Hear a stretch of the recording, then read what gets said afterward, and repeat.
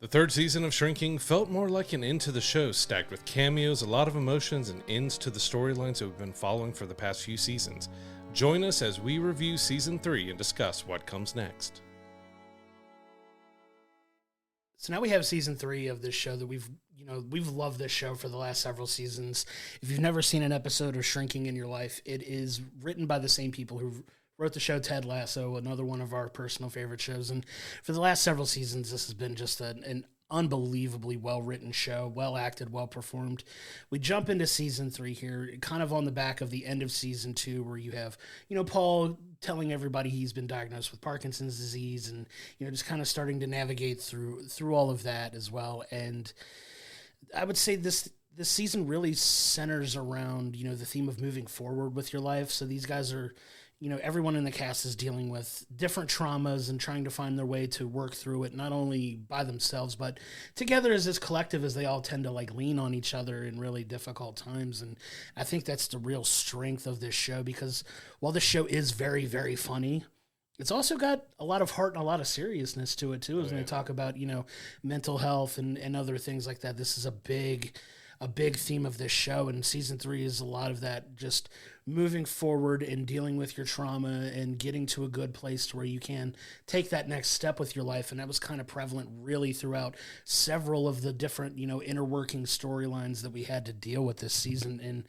I gotta say, man, this is another really, really solid entry into this show that's really, for me personally, moving up very high on my favorite shows list. It's so good and so well done. I look forward to watching it every week. Yeah, I've loved this from the first season. I've said it's up there with me for one of the best things Harrison Ford has ever done. And you've got a laundry list of stuff for him between Star Wars and Blade Runner and Indiana Jones and the 100 other things you could throw in for him. Good. He's had so many iconic roles, but this just allows him to be that grumpy curmudgeon, but also funny and emotional and just run the gambit and stuff. He's been so incredible in the show.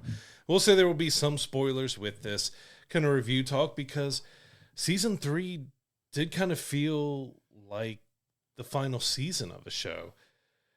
We know it's already been renewed for Season 4. There's already been some discussion that there's going to be a time jump. There's going to be kind of a creative reset for the show. So this really was, according to the creators and everything else, and from watching it, this felt like a series finale kind of season more than a third season. And it's kind of what we felt with Ted Lasso as well. So you got the third season, felt like the end, and now we have a fourth season coming of that. But yeah, there's just so much that they dealt with in the season. Again, it's 10 to 12 episodes or somewhere in there. 12 episodes, yeah.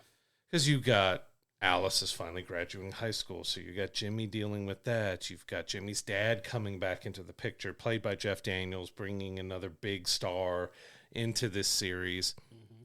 You've got, Derek having a health scare and things that are going on with that, and you have Liz dealing with maybe not being as big part of the baby's life as she thought she was going to be, and figuring out exactly kind of what her role is in life right now. She's dealing with all her sons kind of all having their own issues and dealing with that.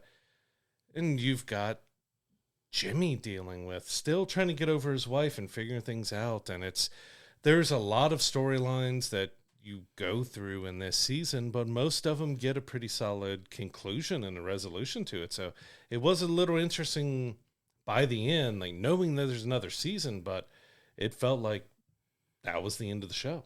Yeah, and those are just some of the smaller, some of the bigger, storylines that we're dealing with throughout the season. You also have Sean, who's going through a bit of a career upgrade, if you want to call it that. He's had the food truck, and now he's, going on to be a sous chef, and he's closing up the food truck, and he's kind of taking a chance on himself and following his culinary dreams, which is awesome to see. You have Gabby here, who's played brilliantly by Jessica Williams, by the way. She's legitimately one of my favorite characters on the show too.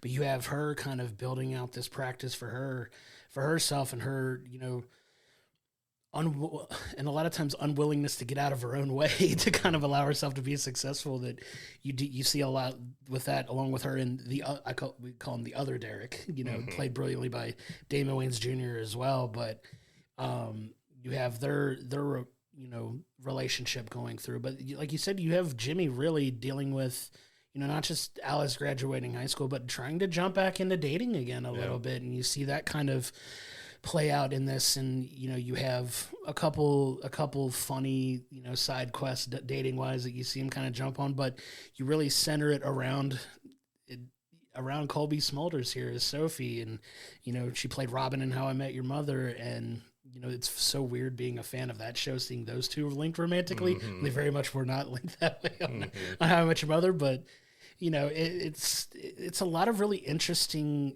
stories that you have play out throughout the season that, they feel like a lot of them really wrapped up for the most part by the end of this season. Like, you really wonder where they're going because not to jump too far ahead, but where they leave off, a lot of people are kind of going out and scattering about and doing their own thing. Like, what's that time jump going to look like, and what kind of stories are they going to be able to tell when they get back to it? It's going to be really interesting to see creatively where they go with this show. Now that it's kind of like, it feels like everybody's kind of at a good place. Mm-hmm. Like, what creatively do you do with that from there? Because by all means, as people, you want them to all to be in a good place and kind of have. Now they're all like, yeah, it's kind of going good. Where's the drama and where's the interesting stories that you could tell from this? I mean, really interesting to see where they go moving forward. But yeah, this season, I really enjoyed this one too. It's not without its couple minor issues, and I know you want to talk about some of those, but still a really, really, really solid show, and just, I can't say enough good things about it. And one storyline we hadn't touched on yet that is kind of at the core and the heart of this season is Paul deciding he's closing up his practice. Yep. And he's leaving for Connecticut to live with his daughter, which I'll nitpick that just a little bit right away, just because it was such almost a throwaway part of the series when they announced that, because it was just kind of a conversation. And he just throws out, she asked me to move with her, to move up there and to be with her in Connecticut, and I'm going. There's no real discussion with his wife. There's no real discussion about it. It was just like, hey, I'm leaving and going to Connecticut. And then it just rolls right into him packing up his business and closing out his clients, which you get some real fun stuff, because you get, those who know him as the janitor on Scrubs. You get him coming back for a scene to kind of close things out with him a little bit. Some other in there, but one of the biggest cameos I want to talk about, just jumping around a little bit, thinking about all of Paul's clients, is Michael J. Fox is added to this season. He's in a few episodes, and it was just a very first episode. You get to see him towards the middle end of the episode, and it went kind of exactly how I thought it was going to be, that you're going to get a lot of humor, because you get Paul, who's going to the hospital to be kind of checked out about his Parkinson's, and he meets another Parkinson's patient, which is Michael J. Fox, and his character's name is Jerry, and they have a little fun conversation, and then, Paul gets pulled into the office, and Jerry's like, I was here first. And it just, seeing Michael J. Fox back on TV and in this role and being able to do it was just fantastic. And the rest of his appearances, because without spoiling too much, his next appearance at the end of episode 1 was what we talked about. You got funny, and then you get a gut punch right at the end. And it just works so well having him be that point for Paul, because it makes a big realization in Paul's life that things with his Parkinson's is going more downhill than he really thought it was. And using Michael J. Fox's character to be that kind of crutch, even though it was funny at parts, but then when it hit you with that gut punch, it was amazing seeing him on here, and having him and Harrison interact like they did it was really fantastic. I really love that part. Yeah, and what the show does so well is it strikes that balance so well, because it is a very, very funny show. Like, I find myself audibly cackling several times in each episode. It's just so well written, and it also comes back, and I'm not one to tear up too much at certain things, but that finale episode actually it almost ruined me. Like, I was in tears. I was like ugly crying. Like, it was bad. Like, the last episode is absolutely fantastic. Easily my favorite episode of the season, and you just go through all those different emotions, because you do, in the same episode I was laughing, I was absolutely tearing up in, and I almost got super upset at the show because I'll talk about it because it's a spoiler. You mentioned Derek with his health issue. I was just like, they're not about to kill my favorite character on this show. Yeah. Like, they're really not, because Ted McGinley is absolutely phenomenal as Derek. You absolutely love Derek. He's the highlight of this show. He is, in my opinion, the funniest, the best character. You think he's just this affable, husband to Liz, and you just think he's like this whatever kind of, and he has so much more hidden layers and depth to him, and he's so funny in this show. He's been perfectly cast in the show. Amazing. I mean, Ted McGinley should be getting way more credit than he's gotten for this role. Like, he should be nominated for like supporting actor in comedy and all that. He should be getting awards recognition for it.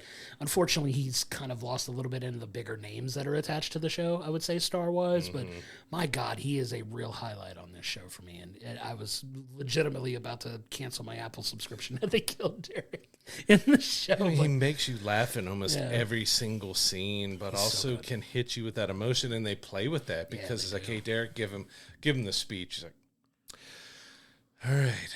And you're like, okay, yes, I believe in everything that you say. I have a new look on life. Yeah. Everything is golden. Talking about come over and spend some time at the toilet and hang out. And it's like coffee and toilet. He's just so perfect, and peeing off the deck up top and being so proud of it. Like, it's just, he plays it so well. And him and Liz with Kristen Miller, those two playing off each other so well, because she's so harsh and cold and hard, but he is soft and lovable, and that mashup just works so well. Like, he's the one person that can actually handle her. Mm-hmm. Yeah, it's so well done. This season, like we said, it's a lot about moving forward. It's a lot about just getting to a good place. There's some dark moments in this, obviously, with a patient of Gabby's, unfortunately, that you really start to pull for, and some tragic things happen. And there's a lot of.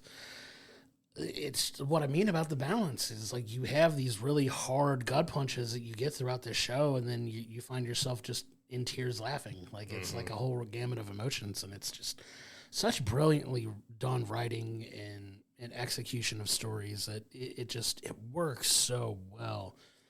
Like, Jimmy, God love him, he's gone through an absolute ringer, and in some ways he just can't get out of his own ways sometimes. Like, he just can't help himself. It's like he's very fun and frustrating at the same time as a character, which he does such a good job of striking that balance, because just as soon as you think, oh, Jimmy's taking like 3 steps forward, he takes like 2 steps backwards. And you're like, Jimmy, what are you doing? It's definitely one of Jason Segel's best roles as well, because he balances that. He's a good psychiatrist, but he jimmies a lot of things, and he does screw up, and he when he gets emotional and hard on himself and about the stuff that goes, that you really see some good acting and some good heart, because Jimmy goes through kind of a big breakdown that you're looking for him to crash in the season, and he does, but not in the way you're kind of expecting with it. And he just played that so well as a guy who you can see why he's lost and why he's this way, even knowing psychology and what he should know about a situation. It's still the human element that he struggles. And Jason just gives all that lightheartedness and goodness. And even like towards the end, when he's preparing himself for an empty nest, and you get what he wants to do when he doesn't have anybody around anymore, but it's happy and it's sad. And he runs the gambit of emotions in this season, and he does such a good job with that. Yeah, he's just a phenomenally written character, brilliantly performed.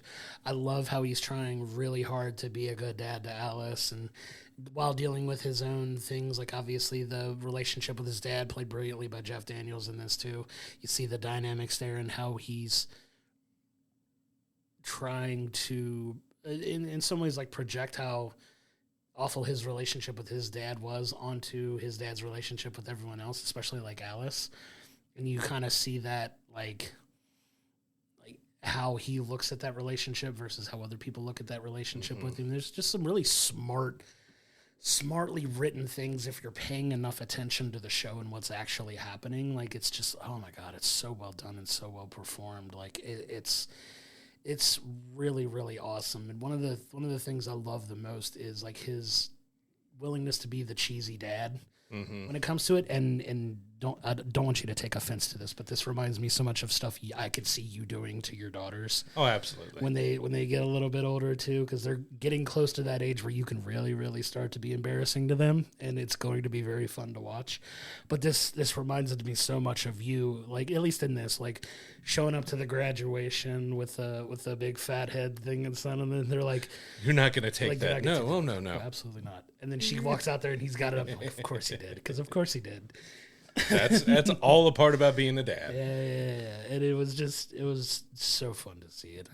I love Jimmy as a character. Jason Segel's so good in this role. He really is. Like he embodies that role so well, and he just acts the hell out of it. It just shows the range that he has. Like he can be really super funny, but it allows him to play with those dynamics of depression and just a guy who can't get out of his own way because you feel it and you see it, and it's not just some we're just gonna say he's in his own way. You can feel how he's stuck through his performance, which is just brilliant. I do want to bring up someone who's added to the cast this season that just made me cackle the whole time that she was on screen. It's only one episode, but if you grew up in the 90s, you knew her as Murphy Brown. You had Candace Bergen come in as Derek's mom, who was much more like Liz than Derek. Yeah. And it was so hysterical, the back and forth with all that. And it was just because you got Ted was from Married with Children, and you had Candace on Murphy Brown, and even Liz, you had her the Drew Carey Show and everything in the 90s and early 2000s with all that stuff. And she's also on Scrubs. But the dynamic between those three, and even when you bring in Gabby about, hey, I like her, or no, I don't, and this back and forth, like it was so much fun. It felt like something that she had a lot of fun doing as well, because she got to be catty and got to do that. But there was some emotion behind it too that they got to do, and got her sitting out on where Paul normally does his free therapy to Alice and stuff, and getting her out there with all that, and just the little digs she did at Liz. Like, that was a really fun episode with that, because I wasn't expecting her to show up. And Derek, went through all the stuff, and his mom's coming to stay for a little bit. Like, who are they going to get for them? I didn't even think about her, and it was absolutely perfect. Yeah, she did. That episode is a lot of fun, because it was fun because I know he made it out of it. I was like, don't you do this to me? Don't take my character from me. But yeah, she was phenomenal. That was a lot of fun, like the back and forth where you could see just how much like Liz she is, and how much it drives Liz insane. It was so funny. So fun. I had a lot of fun watching that episode too. But yeah, I mean they're not super heavy on the guest appearances. There's only a couple of them here, and you just get this core of a cast that just they all gel so well. Like the chemistry on screen is insane with this cast. Like you feel like they're all people that you could see all just hanging out at a barbecue and just having a good time. They feel real. They feel like real people. Like you want to go to the cornhole bar with them and yell cornhole every time you throw a bag into the hole. Like, Ted, can we please go cornhole together? Let's make that happen. We're all for it. We'll screen cornhole out with you. Yeah, absolutely. Put us in the background. We'll do it. But God, I love this show so much. Like it gets like, and then you have like this whole little spat with Jimmy and Paul before the end, because neither one of them can really really open up to each other when it matters. Like, I love the episode. I love that near the end where Paul's already made his way to Connecticut, and you've got Alice going and visiting him, and everybody just kind of like shuts Paul out to go talk to Jim. You need to open up and realize how much that you mean to Jimmy and what your word to Jimmy actually means, because Jimmy actually looks to you like a father, because he doesn't have this great relationship with his father. And just the back and forth that they did, and what really got me emotional was the very last scene between them at the very end, and the speech that Paul gives him, and I lost it, and I'm tearing up thinking about it. It was so freaking, I'm just like, oh, you flew out to see him, and he could only do this. Like, it was just a mess. I don't know why it popped in my head, but Gabby's last little circle of trust, because she has some big revelation that comes about towards the end, which I'm not going to spoil what it is, but when she goes into her like Lord of the Rings geeky moment, there was so hysterical, and everything was good. But she does her circle of trust, and Paul's there on an iPad, Yeah. still being one of the girls and being one of the people in the group, even though he's in Connecticut. Like, I can see different ways where they can make maybe the distance and everything else work. It's not going to be the same if you don't have Everybody together. Paul together with them there. And you're curious about the time jump. Is it going to be something where they jump far enough ahead where Alice is leaving college and figuring out what she's doing with her life, but would also mean Paul would be much further along with his Parkinson's and stuff. And that's the only thing that I'm really going to nitpick with this season, even though I really enjoyed it and loved it, was that it did feel somewhat like a formulaic final season of a show.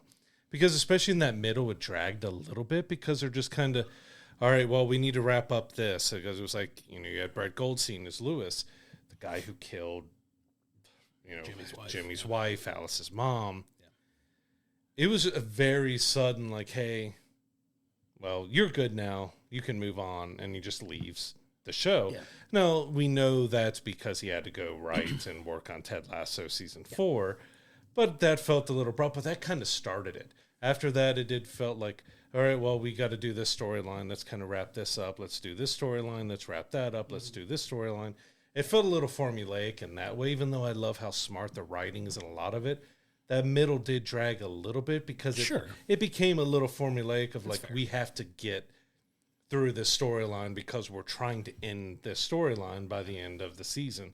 So that's the only real nitpick that I'll have with this season. I really enjoyed and loved it, and it started strong and it ended strong, but it was a little weaker in the middle just because of that formulaic way of moving through all these story points, because some characters are just like, all right, we got it, you're done, get out, and so on like that. Even with Sophie a little bit, like, you got some good movement forward, and then it stops, and then you get another 30 seconds to a minute kind of towards the end. You feel like there was going to be a little bit more meat on that story as well, as it felt like a final season, even though we know it's not.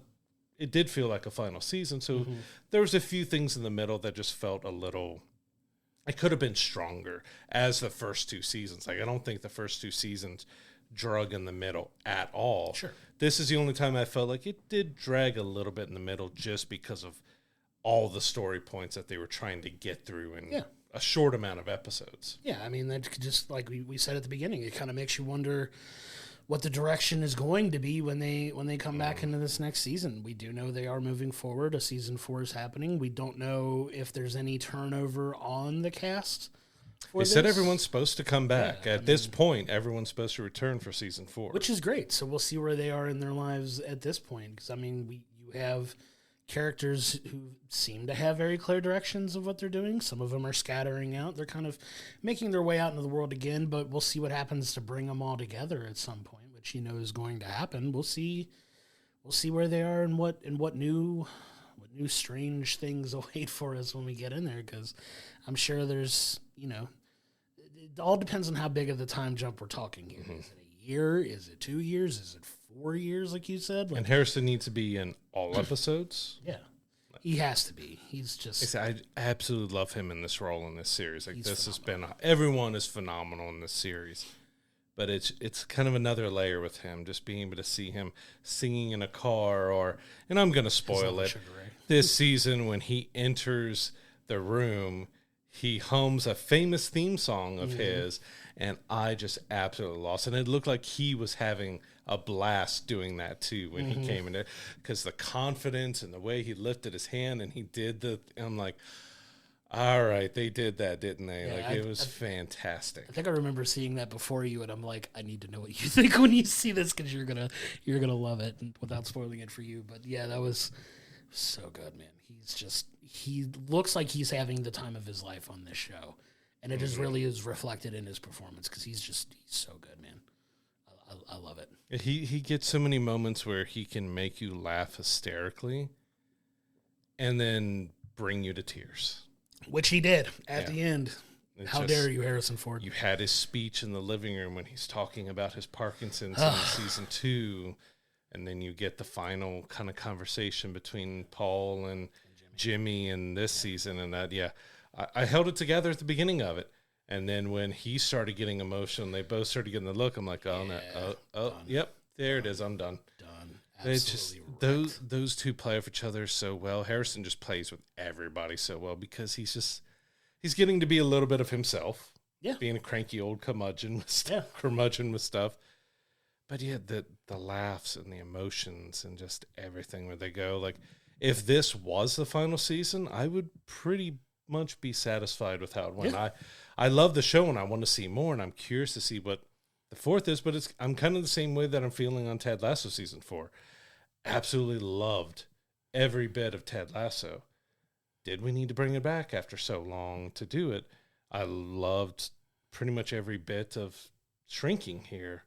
Does it really need a season 4? That's because we're debating about and talking about is that what do they do with what they just wrapped up to continue? Are they going to try to continue it for 2 or 3 more seasons, or could 4 be the end for both of them?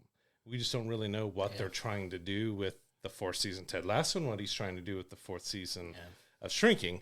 Bill Lawrence is a fantastic, creative, great writer. I mean, past 1 season of Scrubs, that show has been fantastic. Ted Lasso, Cougar Town, just pretty much everything's done. I haven't been able to check out Rooster yet, but I've heard it's pretty incredible.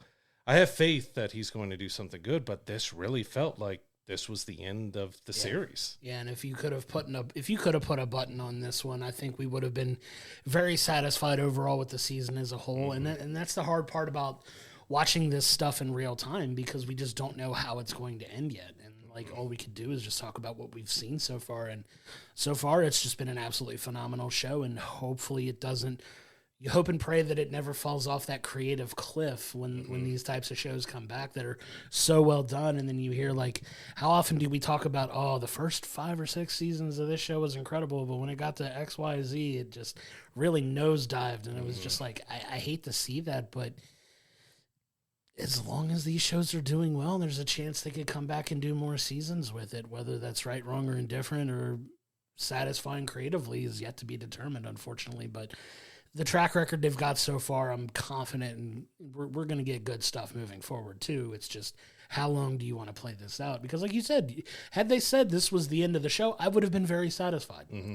I would have been very satisfied with how it ended. Everybody's kind of going, like, they're all in a good place, and they're all venturing out to live their lives and go experience this, and this.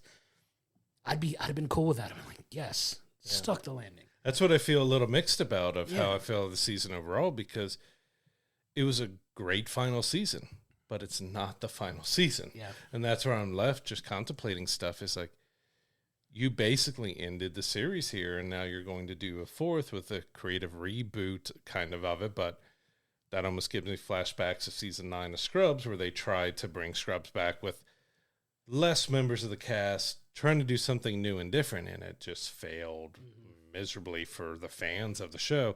I will say the new season of Scrubs that just wrapped up this week was really good and really fun, and I've really enjoyed that. So I'm hoping he can continue that streak and know from that failure that they had with a few things that you can continue strong with season 4. But it's where I still sit here a little perplexed about how I feel about season 3, because it felt like the final season and not just season 3. So I'm like, how do I score this as a season that's not the end? Yeah. We just got to treat it like it's not the end of the show, because it's not the end of the show. And we at least know that, right? Yeah. Like, so often we've seen, like, and you could say this about other shows that we've talked about on here, like in the couple years we've been doing this now, like, we know it's not done. Like, how often do we run into these, like, well, we don't know, it's up in the air, they could do another season, we just don't know yet, so we kind of got to take it as it is. We know it ain't the end, even though they kind of treated it, because I wonder what the timing was when they decided to renew it. I haven't gone in and exactly looked at when they announced it. Was it while they were shooting this, or was it after they had already done it? I think it was after the season was done, because I remember watching a behind-the-scenes clip where Harrison Ford it was the wrap of his final day, and he said, I really hope we get to do this again sometime.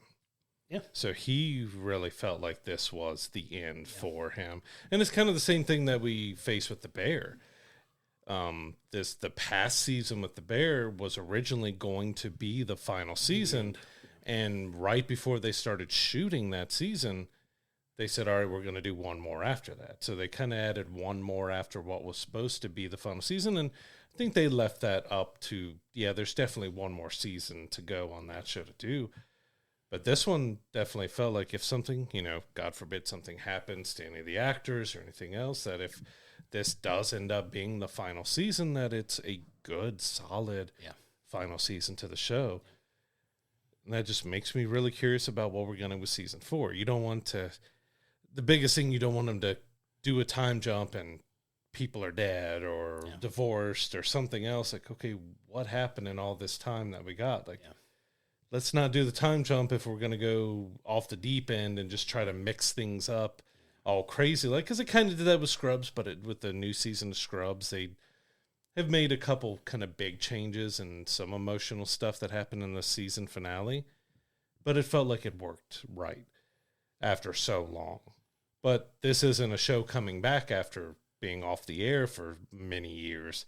This is a show that just wrapped up season 3 and is going into season 4. It's not an actual time jump. Right. And just hopefully it doesn't jump the shark or anything else, that it continues, because this has been one of the best shows on TV. Like Apple TV, and we've talked about this a bunch, has so many hidden gems. Like I don't think people really realize just how many incredible shows Apple has put out on their platform. There's 20, 30 shows that you could recommend as a 9 or a 10 out of 10 type of show that they've been that good. And Shrinking is one of those. It's been one of the best shows that I anticipate every season coming out. I can't wait to watch every episode it goes. There hasn't been that many shows lately past Daredevil, Born Again coming back and all that has got me doing that weekly stuff. Because with streaming, well, you could let the whole season go and we'll just watch it, or you're binge watching a season. This is a weekly release where I'm just waiting to watch the next episode as soon as it's out. Yeah, I can only think of 3 shows currently that have a grip on me like that, and Shrinking is one of them. It'll be like that when Ted Lasso comes out, obviously, but I mean, for me, like that, it's that Daredevil in the Pit. I know we talked about it before we started filming here, but I know it's a show you haven't dove into yet, and I'm excited for when you finally do. But yeah, like shows like that, when they're so good, they have you like gripped where I can't wait for the season to drop to watch it completely. Like I made the mistake with The Pit in season 1 not doing that, and then I binge watched it right before season 2 started, and I've been hooked. Right, I've been watching it every week. But Shrinking has been one of those shows that I've watched episodically as it's dropped, treating it like it's a old fashioned sitcom where back in the day we didn't have a choice but to wait. Until the episodes came out, and they didn't drop them all at once. So I'm enjoying the weekly drop format for that reason. For this, it gives me something to look forward to.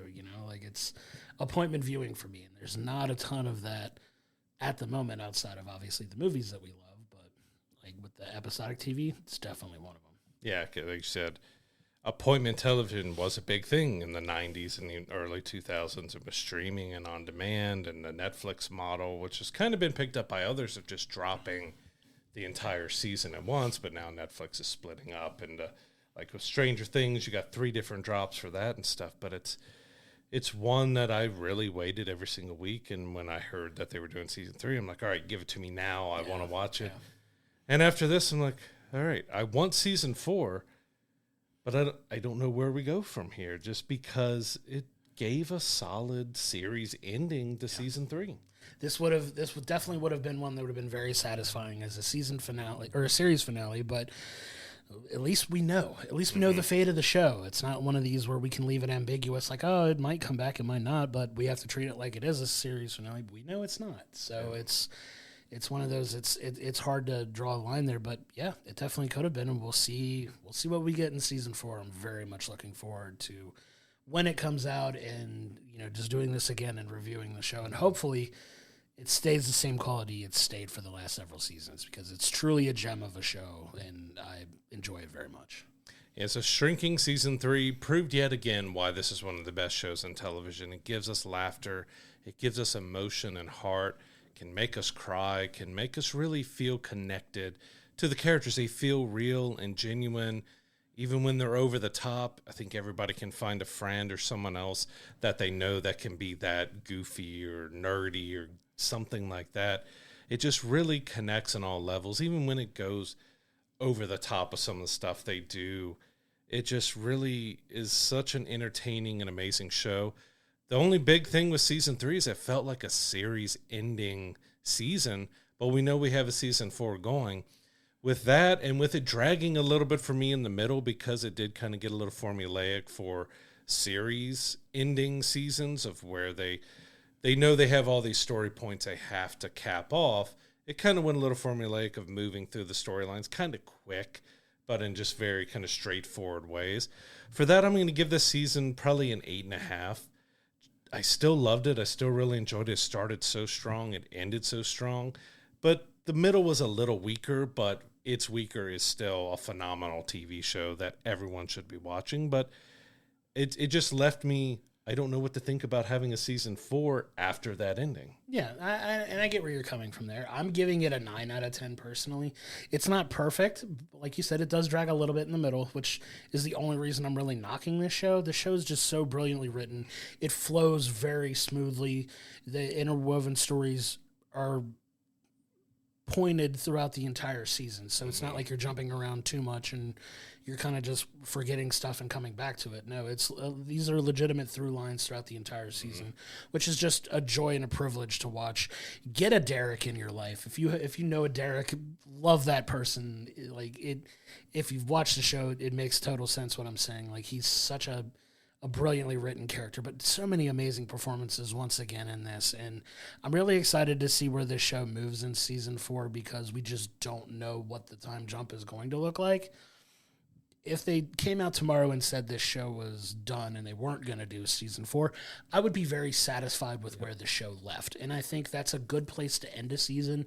Doesn't have to lead on, doesn't always have to end on a cliffhanger like, oh, what's coming? I need to really look forward to the next season to see what's happening. Like a lot of shows we know do, that some don't unfortunately always get the payoff you're hoping for. And I know I like to quote your favorite one season TV show that you know we like to talk about that never got made. I know you're a big Firefly fan, but it's getting an animated series now. Getting an animated series, but yeah, like we know it's coming back for more. I want to put my trust in the people that are writing the show and are making the show, and the track record they have, that the show will continue to be good. And if it's not, guess what we get to do? We get to come back on here and just crap all over it and say, you know what, we were right. You should have ended with season 3, but alas, it's not the case at the moment. I love the season, and we'll see what we get moving forward. Yeah, it was really between that 8.5 and a 9, because I would treat the other seasons as 9 to 9.5, so almost 10s with like the first season and everything with it. But like I said, with that dragging in the middle and just becoming a little formulaic, kind of lost a little bit of the normal charm that it has. But like I said, it started, first couple episodes were so strong. The last couple of episodes were so strong. Just wish it had a little bit stronger, and I did deduct a little bit just because, like,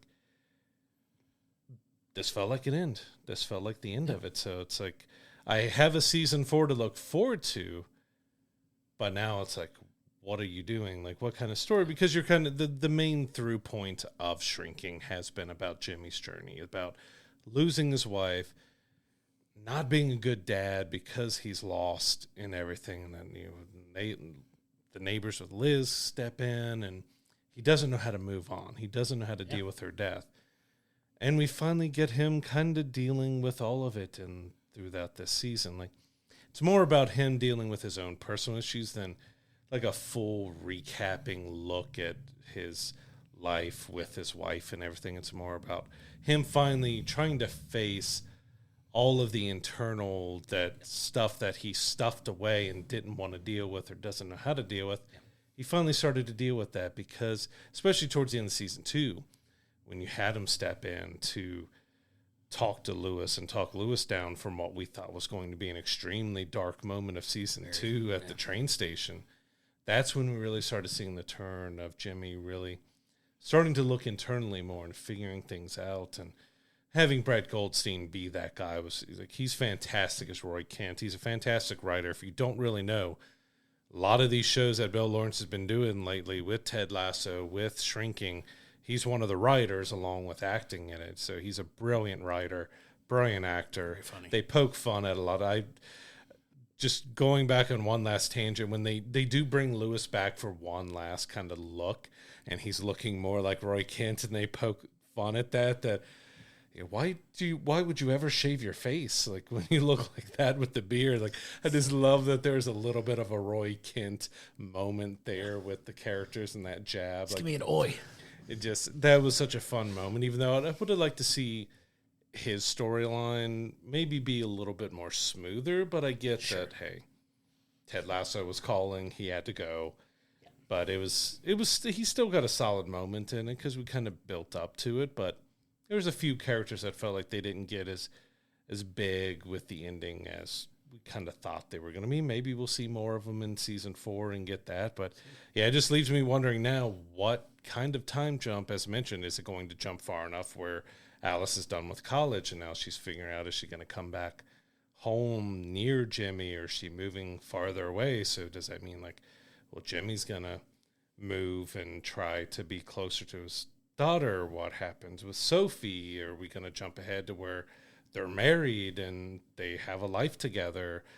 Do we have a How I Met Your Mother moment where we come back and he's with a completely different woman than I almost called her Robin instead of Sophie because got the how to, she was the other woman in that show. Yeah. And that being, but it's good that it has you thinking about that, but also bad that you felt like if you were ending the show, this was kind of almost a perfect way to end it. Yeah. And unfortunately we're just going to have to play it by ear now. Like you never know where this show's going to go. Hopefully, like we said, we put our trust in the writers and the creators behind this show. That doesn't feel like there's getting a total overhaul there. Mm-hmm. So we'll see what the future of the show looks like. But man, what a way to end it.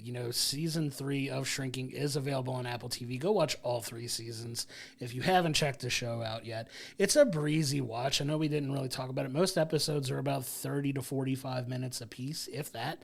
So it's a very easy watch. Each season's got about 12 episodes each, I believe is the sweet spot count for episodes there. So it's an easy one to get through and get caught up on, but catch up on it before season 4 comes out because it's legitimately it's moved up the list of one of my favorite shows I've ever watched because it does strike that balance between humor and heart and emotion. It's got a little bit of everything, and that's what I think makes a really, really good show, and the performances in it are just all phenomenal, all S tier.